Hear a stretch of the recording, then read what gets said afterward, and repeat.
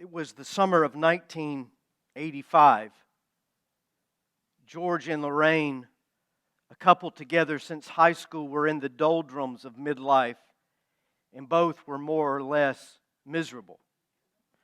George was trapped in a dead-end cubicle job, constantly and cruelly bullied by his supervisor.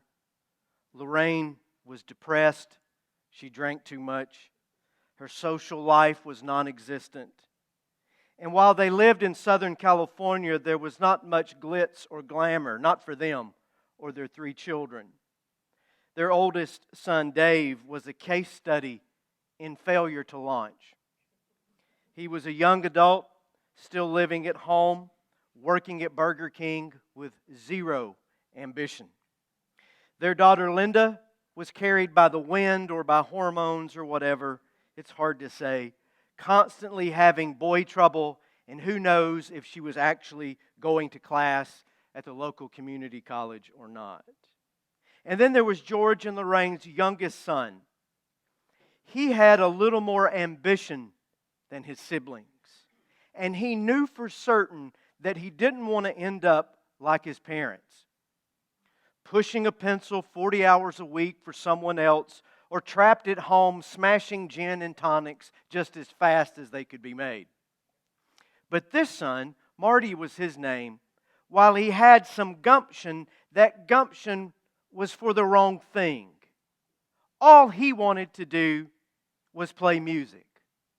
All he wanted was to be a rock and roll star. All he wanted was to be in a band. And I can understand that. But it wasn't working out for him either. His band was lousy. They had to be. The name of the band was the Pinheads. They couldn't get gigs.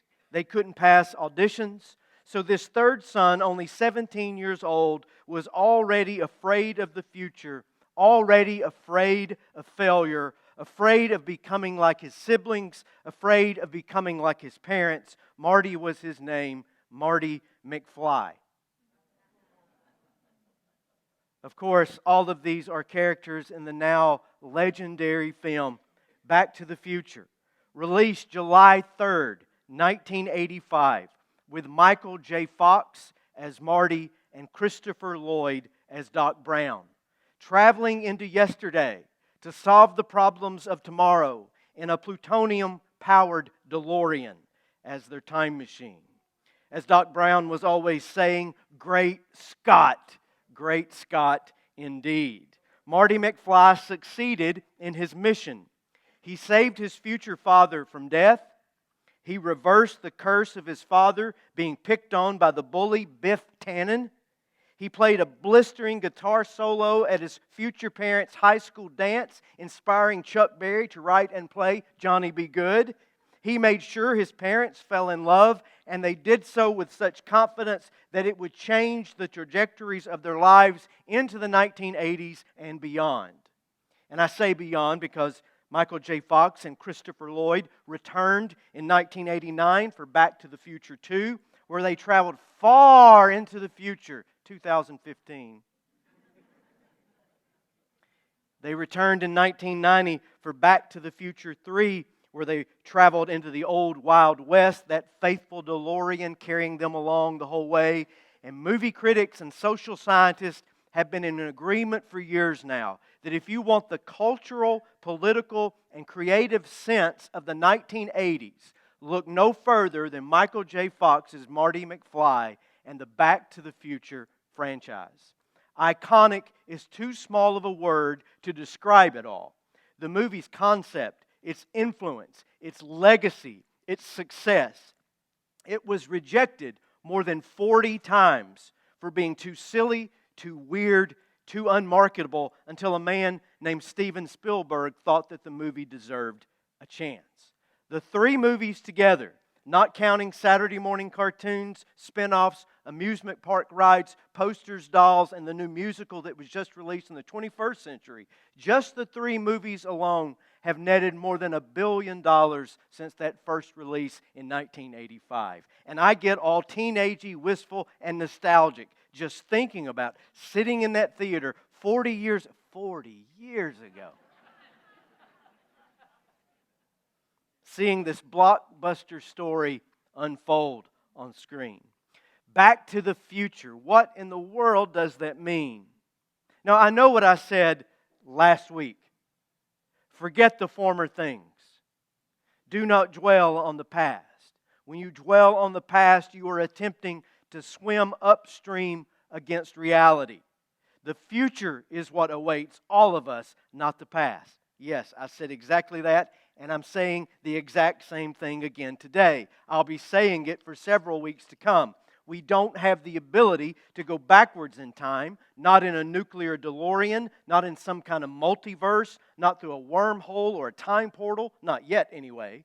The one way forward is forward. However, we sometimes have to visit the past, not to dwell on it, but to be reminded of who we are, to be reminded of what we've been through, to be reminded of what we are about and where we are going. When Robert Zemeckis and Bob Gale, the writers and creators of Back to the Future, popularized that little phrase, they weren't talking about living in the past. No one can do that. They were talking about learning from your past, valuing your past, being conscious of your past.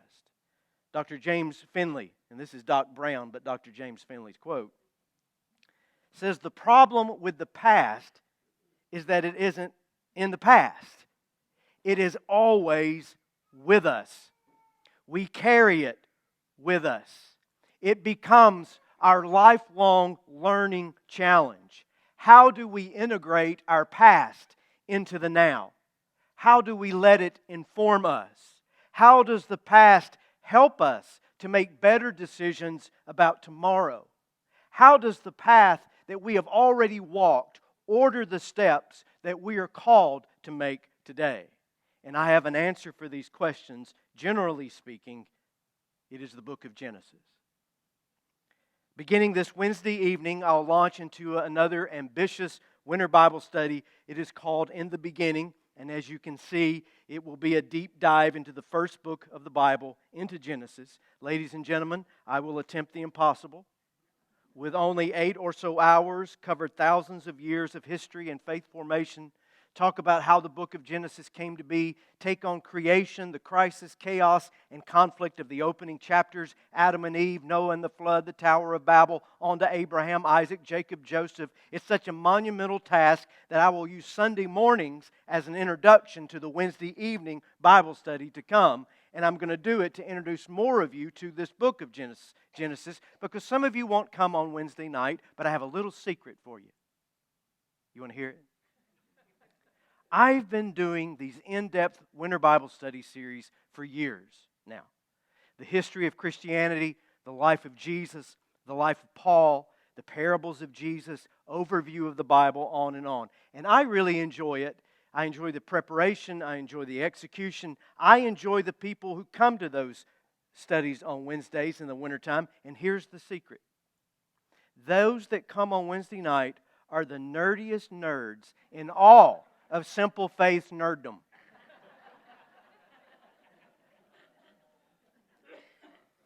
They're just little owls, little wise owls that come in and take their place. And they show up with their Bibles and their pencils and their notepads, and they interrupt and they ask questions. And some people text me before it's even Wednesday and want the cheat sheet for the night to come. And I give them a test every week. Every week. It's become as traditional as a Baptist potluck dinner.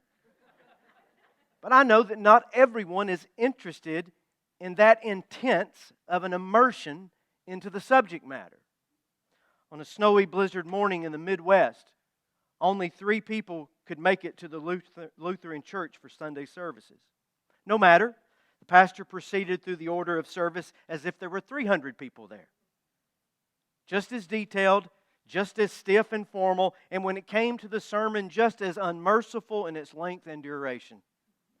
And after the service, as the last of the 3 parishioners was leaving, he said to the pastor, "Reverend, I'm just a farmer. I don't know much about preaching sermons, but I do know this, that when it's cold and snowing and I call my cows to the barn to be fed, if only one shows up, I don't try to kill him by force feeding him the entire bale of hay.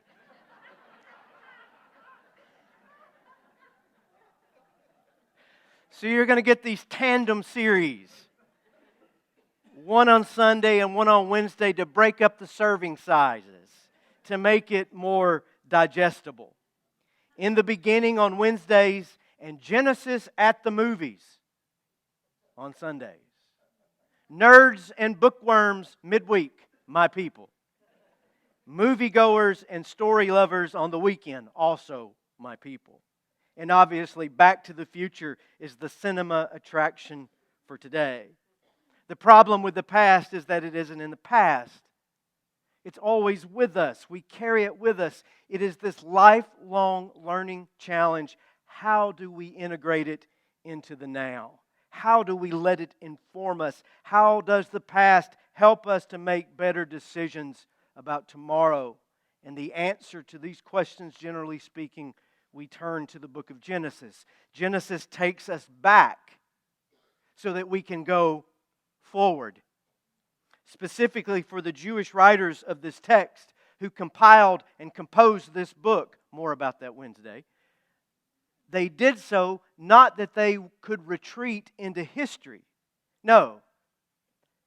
But so that they, their children, their grandchildren, and all who would follow them would know where they came from, where they could put their trust and know how to live in the chaotic world of today and tomorrow.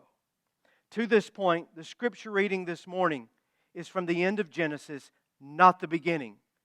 Anna read for you the last words of Genesis put to the scroll as the book closes. And that closure is the best way to understand the intent of the entire book.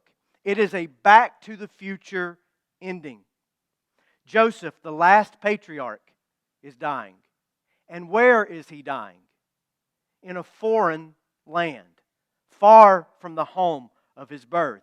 And he gives his family a two-part charge. Number one, God will come to you and lead you home. Trust Him to do so.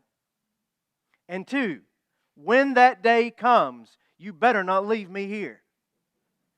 Carry my bones with you and bury me back where I came from. It is Joseph's nod to the future. He won't live to see that future, but he will remain very much alive in his descendants, his children, his grandchildren, his great-grandchildren. The book of Genesis was not composed and collected. Come with the nerds Wednesday night if you want to hear more about that.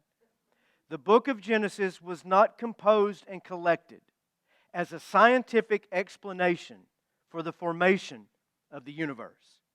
It was not composed and collected as literal, datable, fixated history. It was not composed and collected as a combative adversarial text to be placed in the hands of Christians to wage ideological war with philosophers and archaeologists and geologists and astronomers and modernists and postmodernists or Darwinians. It was composed and collected in the form that we have it today as a theological anchor, a touchstone that future generations could return to remember their family history. It was composed and collected so that people would not forget their God. It is a book about the past, but it was written to ensure a bright and healthy future. God will come to your aid and lead you home. Trust Him to do so. And when you go, take the living past with you. If you follow me, say amen. All right. So when we read the creation account, for example, we don't read it as Archbishop James Ussher did in 1650, dating the precise moment of creation as October 23rd, 4004 BC at 9 in the morning. The text doesn't work like that. We don't read about Adam and Eve and the account of the Garden of Eden and like Augustine or Calvin build these enormous systematical theologies even entire religions, because of one single biblical chapter. The text wasn't meant to carry that kind of water. We don't read the story of Noah and the ark and blissfully count the little animals going 2 by 2 as they prepare for their carnival cruise, without wrestling with the fact that the near universal drowning of all life on the planet is one of the most obscene and morally dubious stories in all of religious literature. The text won't allow us to do that. And so on it goes. The Tower of Babel, Abraham, Isaac, Jacob, all the way down to Joseph. I think we have misunderstood and misused this text. Genesis doesn't explain, it provokes. It doesn't guarantee, it invites. It doesn't pull us back into the past, it pushes us forward and into the future. There's a wildly popular organization called Answers in Genesis. It's a multi-million-dollar corporation now, focusing on, quote, providing answers to questions surrounding the book of Genesis, as it is a foundational book of Christianity and the most attacked book in the Bible. To each their own, but I disagree with their premise completely. Number one, the book was envisioned and composed long before the first Christian ever walked on the face of the earth. It is a deeply, deeply Jewish book with a Mesopotamian accent. As Christians, we appropriated the book for ourselves. That's just fine, but it did not belong to us first. 2, it's not the most attacked book in the Bible. That distinction belongs to the book of Revelation. Thank you very much. And 3, the book of Genesis is not an answer book. Hardly. It is a question book. Completely. Who are we as human beings? What is our nature as God-bearing images in this universe?